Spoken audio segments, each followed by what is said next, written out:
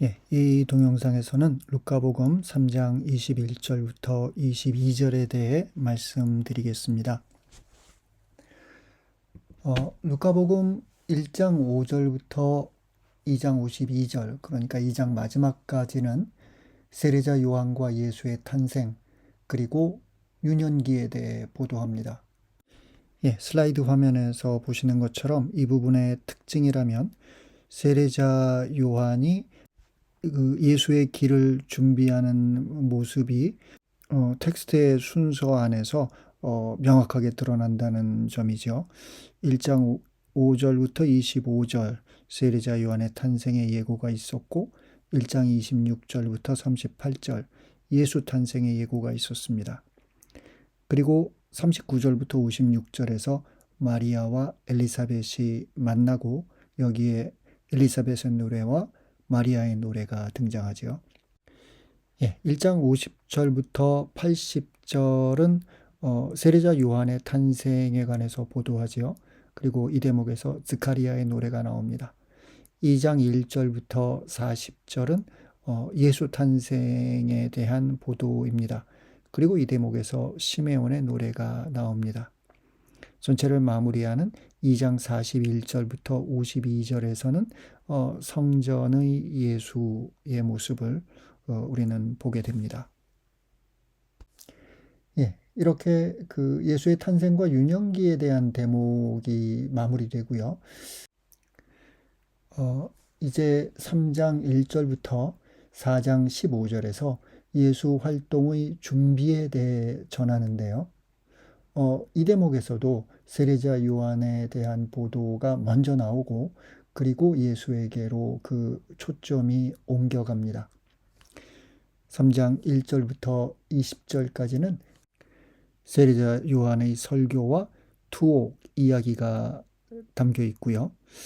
그리고 3장 21절부터 22절은 예수의 세례, 그리고 3장 23절부터 38절은 요셉의 족보, 그리고 4장 1절부터 13절은 예수의 믿음, 전체를 마무리하는 4장 14절부터 15절은 갈릴레아 활동의 요약이라고 우리가 이름 붙일 수 있겠습니다. 텍스트를 보지요. 온 백성이 세례를 받은 뒤에 예수님께서도 세례를 받으시고 기도를 하시는데 하늘이 열리며 성령께서 비둘기 같은 형체로 그분 위에 내리시고 하늘에서 소리가 들려왔다. 너는 내가 사랑하는 아들, 내 마음에 드는 아들이다. 이 내용을 마테오 그리고 마르코와 비교해 본다면 우선 눈에 띄는 것은 그 내용이 상대적으로 짧고 몇몇 정보가 생략되어 있다는 점입니다. 슬라이드 화면에서 마테오 3장 13절과 마르코 1장 9절을 보실 수가 있는데요. 여기서 보면 예수가 요르단에서 세례자 요한에게 세례를 받는다는 것이 명확하게 기술되어 있는 반면 루카는 예수가 어디에서 누구에게 세례받았는지를 알려주지 않습니다. 더욱이 세례자 요한에 대한 보도에서 그 마지막 내용이 뭐냐 하면 헤로데가 요한을 감옥에 가둔다는 것이지요. 루카 3장의 내용들이 시간적으로 배열되어 있다고 가정한다면 요한은 예수에게 세례를 준 인물일 수 없습니다. 반면에 3장 1절부터 20절의 세례자 요한에 대한 보도와 21절부터 시작하는 예수에 대한 보도가 시간적 선후 관계 안에서 배열된 것이 아니라면, 그리고 루카 3장 3절에서 세례의 장소로 요르단을 언급한 것을 감안한다면 세례에 대한 루카의 보도가 다른 공관복음서들에 어긋나지 않는다고 볼 수도 있겠습니다.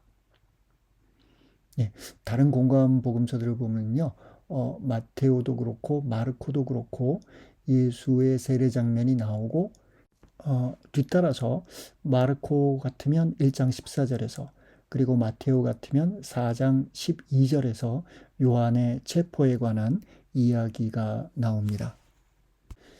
예, 그렇지만 뭐 어떤 경우라도 세례에 대한 루카의 서술이 비교적 독립적이라는, 그러니까 세례자 요한에 대한 보도로부터 일정한 거리를 유지하고 있다는 것을 부정할 수는 없겠습니다.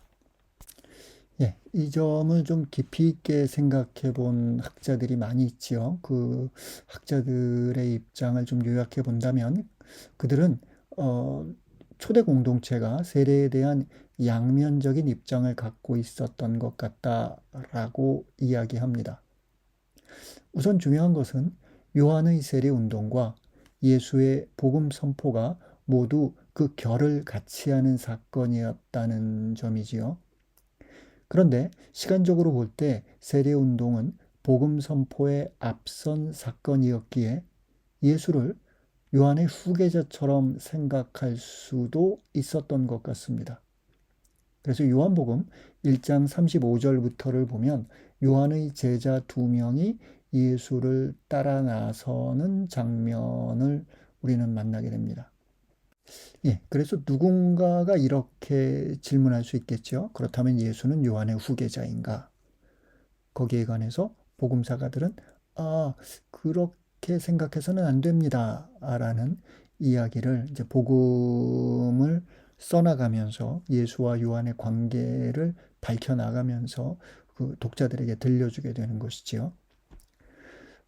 더욱이 이제 요한이 예수에게 세례를 주었다면 자칫 요한이 예수보다 높은 위계일지 모른다는 오해가 생길 수 있었던 것 같습니다.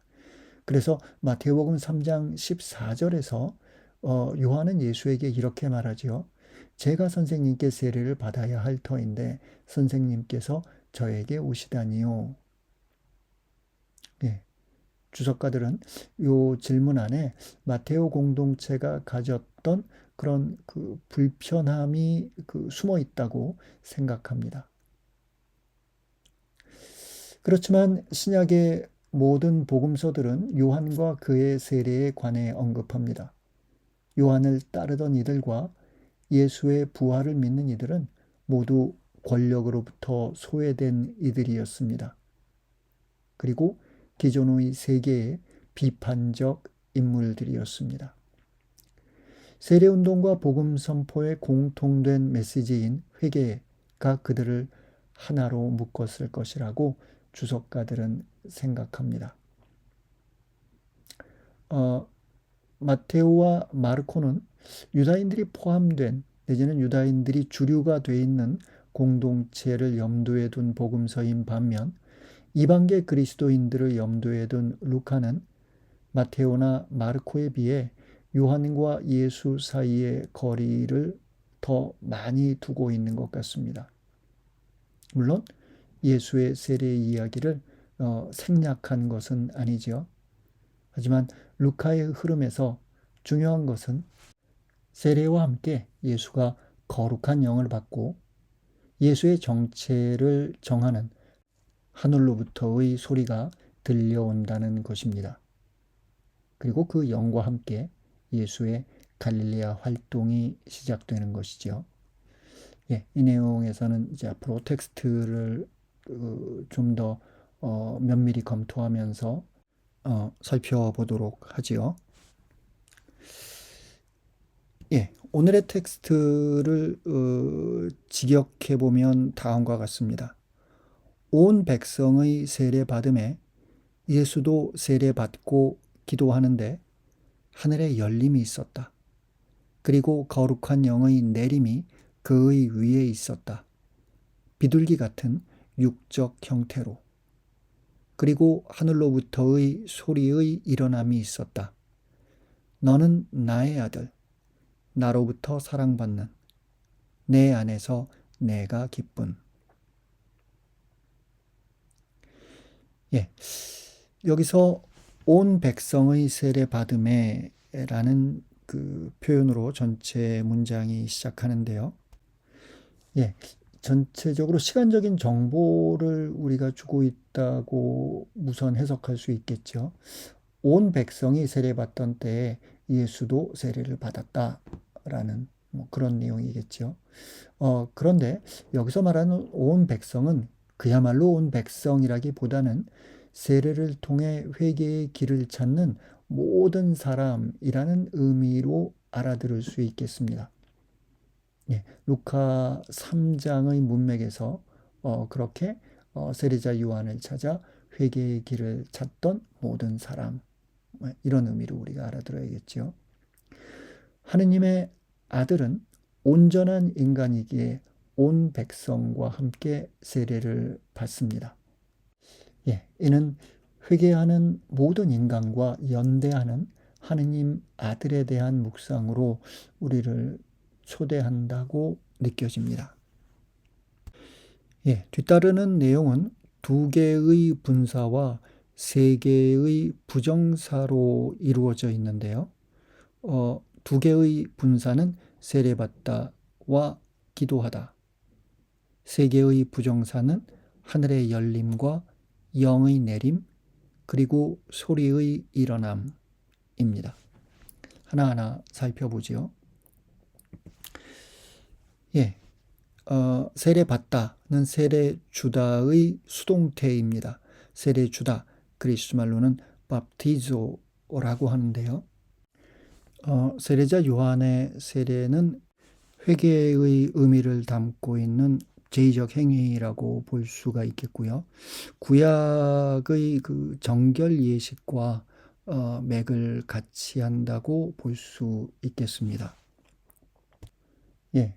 그런데 이제 루카복음의 맥락에서는 예수의 세례가 예수의 회개를 의미한다기보다는 구약의 기름 부음을 이어받고 있다라고 연구가들은 생각하는 것이지요.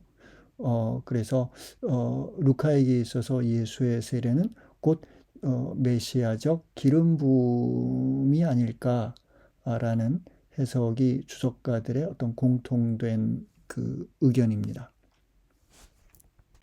예, 뒤따르는 분사는 기도하다인데요. 그리스 말로는 프로스이코마이라고 합니다. 루카만이 이 대목에서, 그러니까 마르코와 마테오에는 그 단어가 등장하지 않죠. 기도하다라는 동사를 사용합니다. 그 외에도 루카는 다른 복음서들에 비해 좀 더 많은 그 빈도로 기도하는 예수의 모습을 보여줍니다.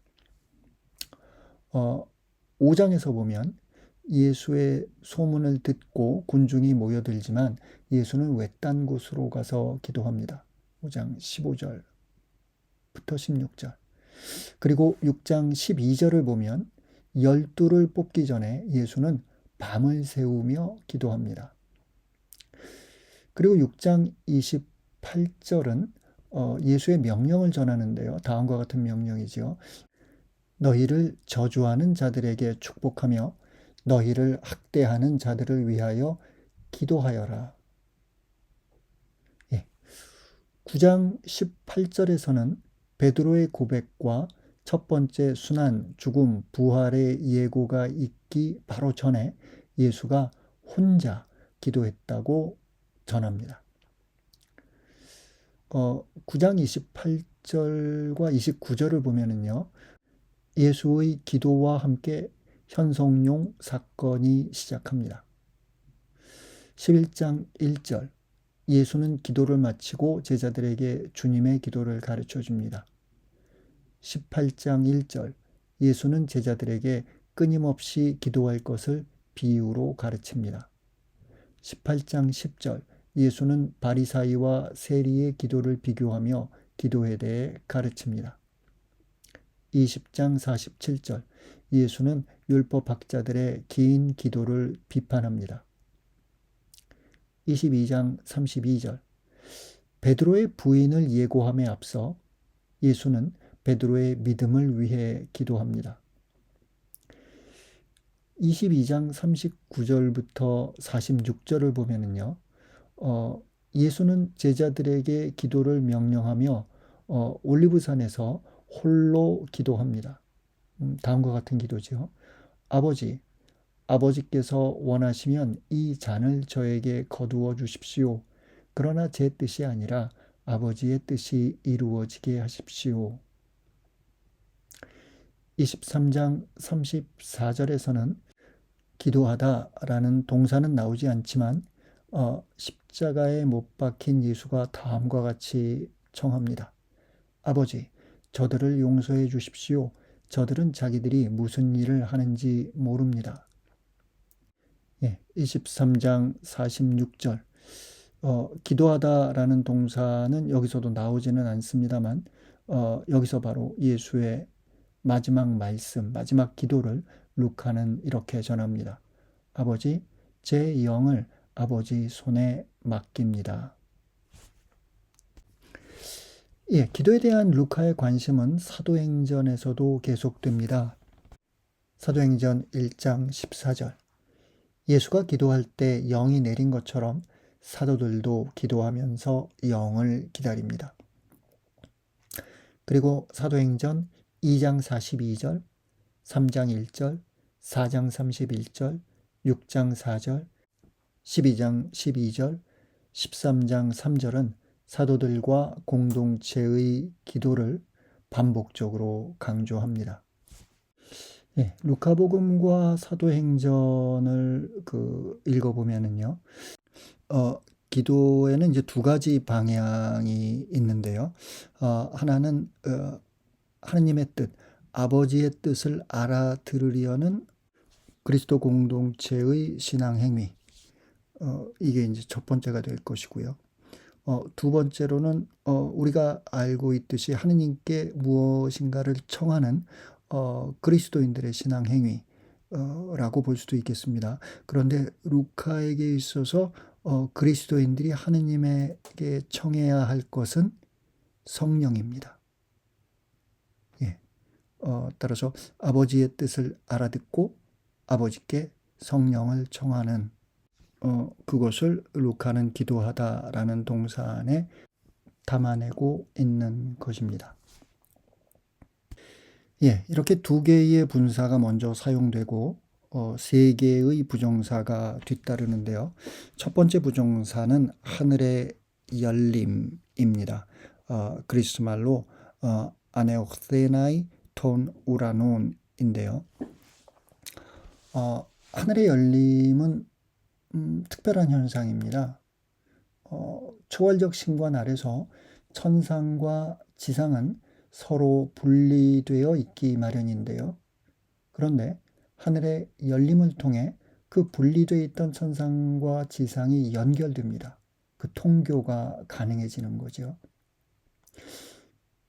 에제키엘 1장 1절을 보면 예언자는 하늘이 열리면서 신적 환시를 보기 시작합니다. 그리고 사도행전 7장 56절에서도 스테파노가 다음과 같은 말을 합니다. 보십시오.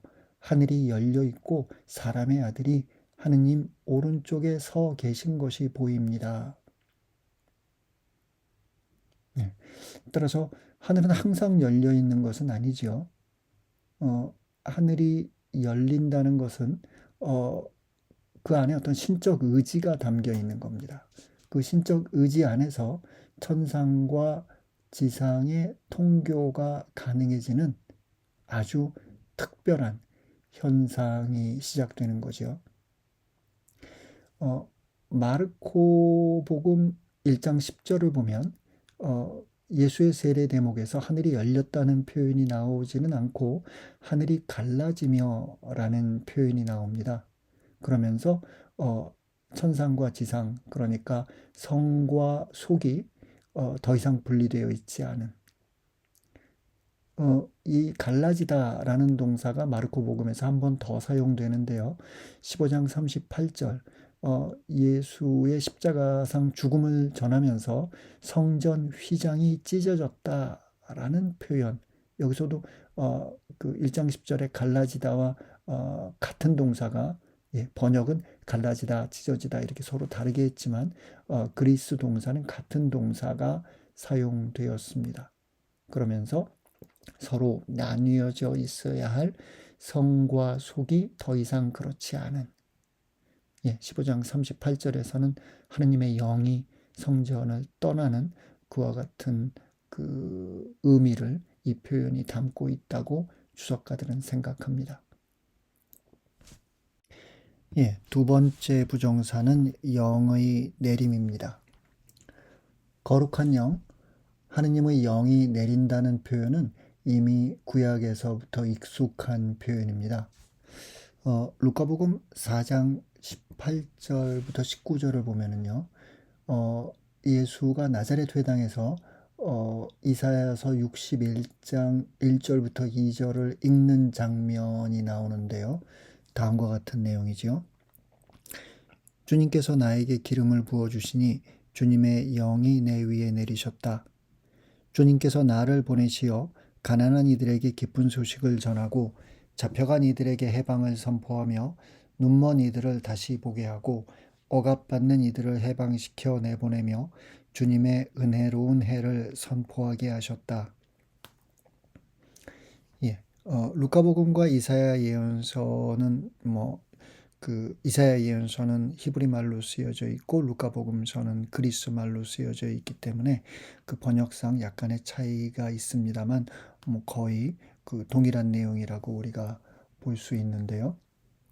이 대목에서 보는 것처럼 구약에서 영의 내림은 자주 기름 부음과 관련이 됩니다. 이렇게 세례 때의 그 영의 내림이 있었고, 그리고 루카의 예수는 갈릴레아 활동을 이 거룩한 영과 함께 합니다. 4장 1절부터 2절을 보지요. 예수님께서는 성령으로 가득 차 요르단 강에서 돌아오셨다. 세례받고 그 영으로 가득 차서 돌아온 거죠. 그리고 성령에 이끌려 광야로 가시어 40일 동안 악마에게 유혹을 받으셨다. 4장 14절부터 15절은 예수의 갈릴레아 활동을 요약하는 장면인데요. 여기서도 다음과 같은 내용이 나옵니다. 예수님께서 성령의 힘을 지니고 갈릴레아로 돌아가시니 그분의 소문이 그 주변 모든 지방에 퍼졌다. 이런 영에 대한 강조가 다시 한번 일어나는 것은 루카복음서의 그 마지막 대목입니다. 부활한 예수가 제자들에게 다음과 같이 말하죠. 그리고 보라, 내 아버지께서 약속하신 분을 내가 너희에게 보내주겠다. 그러니 너희는 높은 데에서 오는 힘을 입을 때까지 예루살렘에 머물러 있어라. 여기서 아버지께서 약속하신 분이 성령이라는 것이 사도행전에서 밝혀집니다. 사도행전 1장 4절부터 5절, 부활한 예수의 말씀이지요. 예루살렘을 떠나지 말고 나에게서 들은 대로 아버지께서 약속하신 분을 기다려라. 요한은 물로 세례를 주었지만 너희는 며칠 뒤에 성령으로 세례를 받을 것이다. 그리고 사도행전 1장 8절에서 예수 승천의 장면이죠. 승천에 앞서서 예수는 다음과 같은 말씀을 남깁니다. 그러나 성령께서 너희에게 내리시면 너희는 힘을 받아 예루살렘과 온 유다와 사마리아 그리고 땅 끝에 이르기까지 나의 증인이 될 것이다.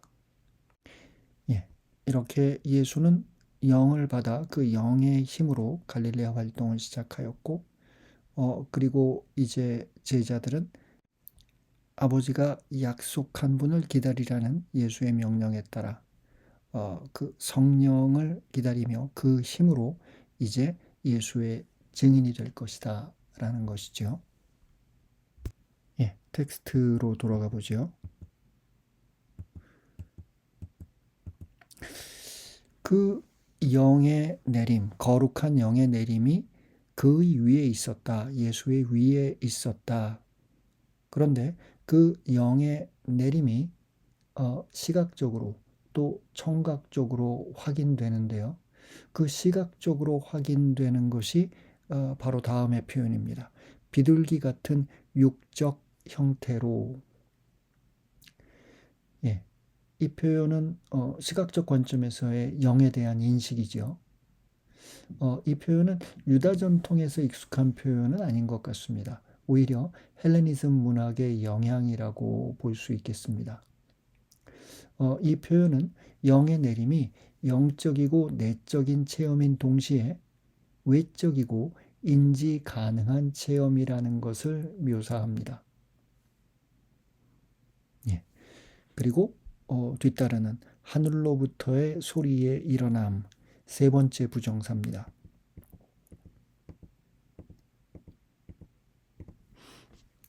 예, 그리스 말로는 포넨 엑스 우라누 게네스타이.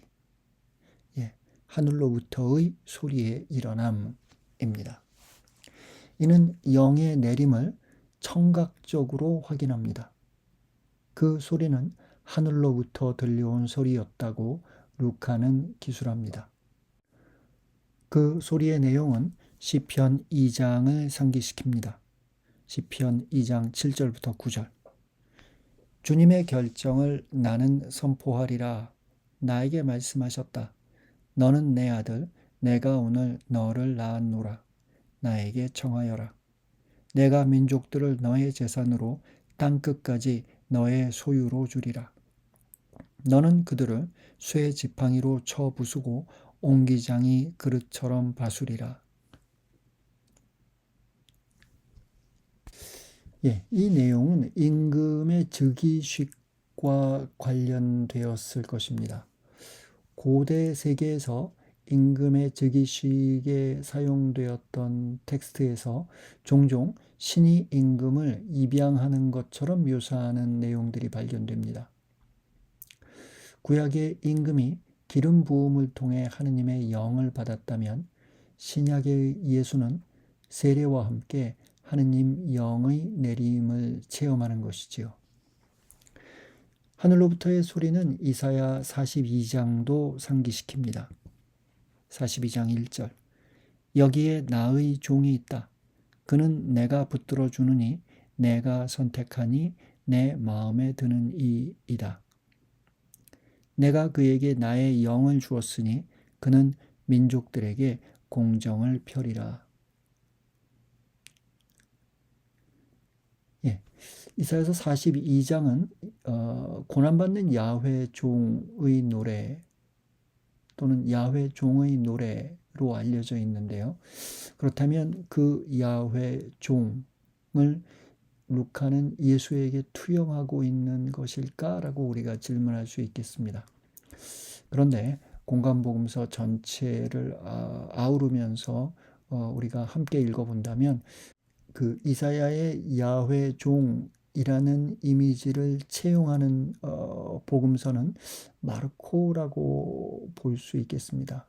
아무튼 야훼 종으로서의 그 예수의 모습은 마르코에서 가장 두드러진다고 볼 수 있겠습니다. 현성용 사건을 보도하는 9장 35절에도 구름 속에서의 소리가 나오죠. 이는 내가 선택한 아들이니 너희는 그의 말을 들어라. 3장 22절의 하늘로부터의 소리가 예수의 갈릴레아 활동에 앞서 예수가 누구인지를 밝히고 앞으로 있을 그의 활동을 긍정한다면 9장 35절의 구름 속에서의 소리는 예수의 예루살렘 여정에 앞서 예수가 누구인지를 재차 천명하며 제자들의 순명을 요청합니다. 예, 세례 때의 하늘로부터의 소리, 9장 35절 현성용 사건에서의 구름 속에서의 소리, 거기서 공통적으로 우리에게 눈에 띄는 표현은 아들이라는 표현이지요.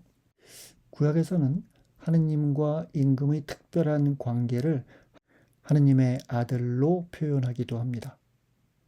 그리고 그리스도는 그리스 말로 크리스토스인데 히브리어 메시아의 번역이지요. 유다 전통은 메시아를 하느님이 보내주시는 임금으로 해석합니다. 구약에서는 임금뿐만 아니라 이스라엘을 하느님의 아들이라고 부르기도 하는데요. 이는 야훼와 이스라엘의 특별하고도 친밀한 관계에 대한 은유라고 볼 수 있겠습니다. 그럼 루카복음도 이런 하느님과 예수의 특별한 관계만을 묘사하는 것인가? 루카는 거기서 한 발자국 더 나가는 것 같습니다. 1장 35절을 보면 가브리엘이 마리아에게 다음과 같이 말하죠. 성령께서 너에게 내려오시고 지극히 높으신 분의 힘이 너를 덮을 것이다. 그러므로 태어날 아기는 거룩하신 분 하느님의 아드님이라고 불릴 것이다. 그리고 2장 49절을 보면 12살의 예수가 자신의 부모가 성전에서 자신을 찾자 다음과 같이 말합니다. 왜 저를 찾으셨습니까? 저는 제 아버지의 집에 있어야 하는 줄을 모르셨습니까? 이에 대한 신적 긍정을 루카의 독자들은 세례 때의 천상의 소리로부터 듣게 되는 것이지요. 그러므로 루카 복음에서 예수는 하느님으로부터 사랑받는 그리고 하느님을 기쁘게 하는 아들로 선언됩니다. 이는 우선 광야에서의 유혹을 통해 확인됩니다. 그리고 갈릴레아 활동을 통해 최종적으로는 십자가상의 죽음과 부활을 통해 그 아들의 의미가 완성됩니다.